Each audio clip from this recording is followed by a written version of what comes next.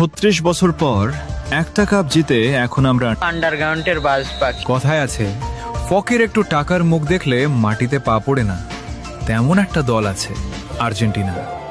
2022 বিশ্বকাপ জেতার পর এমন ভাব ধরছে মনে হয় ফুটবলের জন্মটাই বুঝি 2022 সাল থেকে হয়েছে। এখন তারা অন্য কোনো দলকে দলই মনে করে না। তাদের ভাব এমন, বাকি সবাই মাঠে শুধু হাজিরা দিতে আসে। ব্রাজিলের 5টা বিশ্বকাপের কথা বললে বলে ওগুলো তো অনেক আগের। আরে ভাই, পুরনো বলে ইতিহাস কি ডিলিট হয়ে যায় নাকি? তারপর আবার বলে সব বাপদাদার অর্জন। আচ্ছা ভাই, ইতিহাসের কথা তুললে পুরনো কথাই তো আসবে। আর তোমাদের ইতিহাসে তো ডিয়েগো মারাদোনার সেই হাতের গোলের গল্প আছে।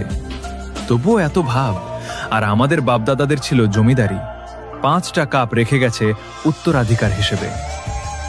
If you don't mind, Argentina সাপোর্টাররা কি আবার